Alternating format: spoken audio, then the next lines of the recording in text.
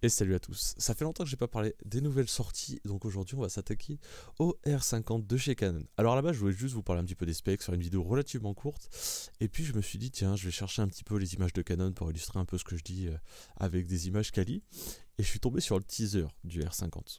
Alors ce qu'on va faire c'est que déjà on va se le regarder ensemble, parce que franchement ça mérite d'être vu. Faut pas oublier que c'est Canon avec les budgets Canon qui ont fait ce teaser là. Hein. Donc on va le regarder. On va en parler. Et comme ça, au fur et à mesure, je vais pouvoir vous expliquer en même temps que le teaser un petit peu ce qu'il a d'intéressant. Mais je pense que le teaser, il mérite d'être vu quand même, les gars. On va pas se le cacher. Alors du coup, bam, on est parti. Transition. Et let's go. Alors déjà, on peut parler de la musique de qualité d'une des plus grands téléachats des années 90. Alors on va baisser un petit peu. Tac. Alors, tac, tac, tac. Alors du coup, rapidement, le R50 c'est quoi? C'est l'évolution du M50, donc du petit compact, hein, entre guillemets pour influenceurs. L'équivalent ça serait le ZVE10 chez Sony je dirais. Là on part sur un beau capteur, 24 mégapixels, franchement c'est cool. Sur APS-C je pense qu'on va avoir rapidement des soucis en basse lumière, mais au moins on a une belle qualité d'image quand on a une luminosité correcte. Donc ça c'est plutôt cool, c'est un point plutôt positif.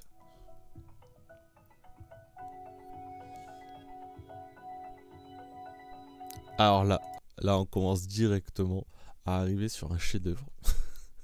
Franchement, l'effet est dégueu, les photos sont pas ouf. Alors je veux bien, monsieur Canon, qu'on vend des produits et qu'on adapte nos teasers en fonction de la cible, parce que c'est un boîtier qui coûte pas si cher, c'est un boîtier qui coûte moins de 1000 euros. Avec ce qu'il embarque, franchement, c'est tout à fait honorable. Le prix, je le trouve plutôt cool. Franchement, même moi, ça peut m'intéresser pour servir de webcam, pour servir de C-cam sur des tournages, des interviews, des trucs comme ça. Mais ça, là, ça faut arrêter, les gars, c'est pas... Que les photos soient pas sublimes, encore qu'elles sont pas si vilaines, mais là je trouve ça quand même, l'effet est vieillot quoi. Alors là le portrait en lui-même il est pas vilain quoi.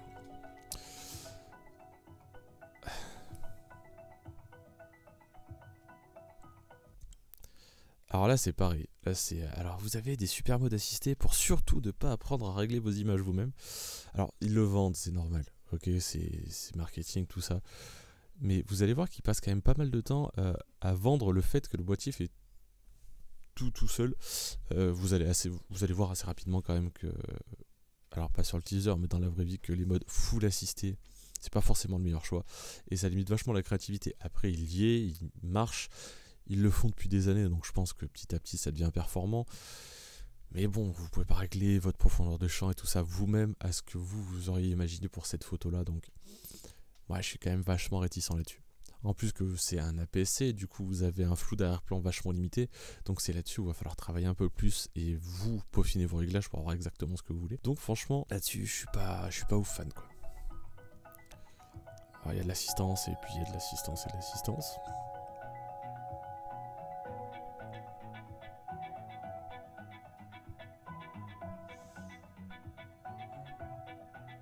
Ouais.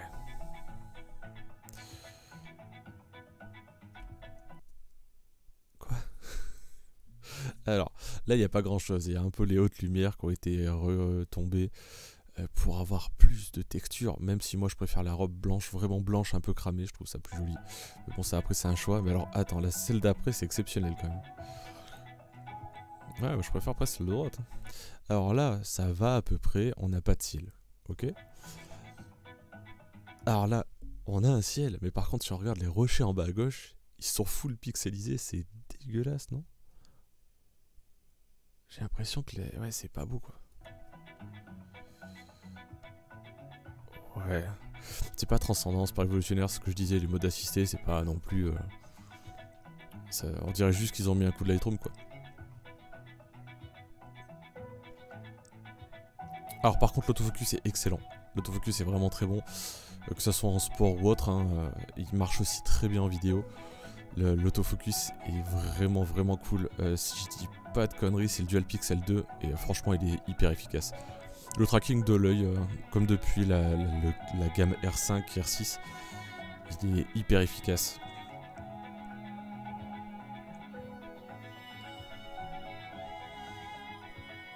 Ouais, il y a de la rafale plutôt cool. Alors, c'est pas de la rafale à 30 images par seconde, mais c'est de la rafale à 12-15, voilà, ils disent. Franchement, pour un petit boîtier comme ça, ça va, ça le fait bien, je trouve. Il y a d'autres choses qui me gênent, mais là-dessus, sur l'autofocus et sur la rafale, c'est stylé. Ah, alors on va attaquer la partie qui m'intéresse, la partie vidéo.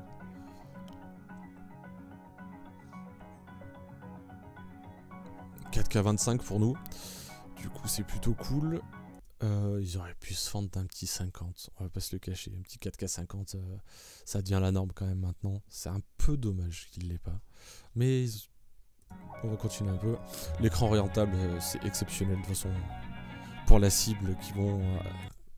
franchement, pour la cible qui vise, c'est obligatoire. C'est tellement pratique. On y revient, hein, le focus, il est très bon. Le mode produit, il est très cool. Ouais, on peut mettre une petite poignée aussi, comme sur les boîtiers Sony Z210 et tout. Je crois que sur le M50, ils avaient fait ça aussi, c'est plutôt cool. Alors attention, le mode stabilisation, c'est pas un mode mécanique, c'est un mode numérique. Et là, on va le voir tout de suite. Regardez l'énorme crop qu'il y a. Tout à droite, la personne, on la voit jusqu'aux hanches. Et là, c'est coupé jusqu'en dessous de la poitrine. Il y a un crop quand même qui est assez balèze. Ça, faut le savoir. Bah, du coup, on le voit très bien en image, quoi. Alors, par contre, ça stabilise pas trop mal. Mais voilà, reculez-vous et prenez un objectif qui est un peu plus grand angle, quoi.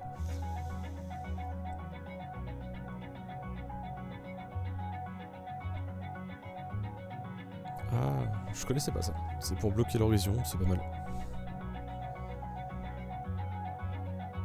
Ça, c'est les modes priorité basiques. Ouais, le touch sur l'écran pour déclencher. Alors moi je trouve ça chiant parce que je me sers de mon écran pour faire la mise au point et des moments juste en appuyant pour faire la mise au point ça déclenche, c'est un peu relou. Moi je l'enlève en général. Alors ça c'est exceptionnel. Waouh. On peut transférer ses photos directement de son boîtier à son téléphone. Comme depuis le 6D. Mark 1.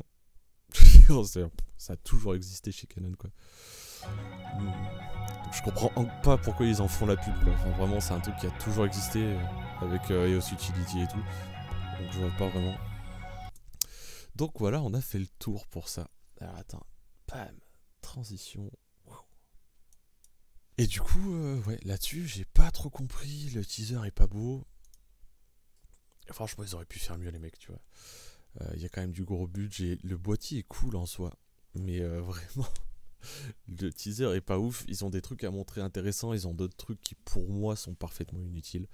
Alors ouais, on va me dire ouais, mais c'est parce que t'as ton œil de photographe professionnel et il y a des choses que forcément t'as pas besoin de se connaître ou de savoir. Oui, c'est vrai. Mais les modes automatiques et assistés, ça a toujours existé. C'est pas forcément fabuleux. Dire que ça y est, bon, je veux bien, tu vois, pour les débutants. Mais passer autant de temps dessus sur le teaser, il n'y a pas vraiment d'intérêt. Le fait, ouais, on vous a vu, on peut transférer facilement les photos. Ça a toujours existé.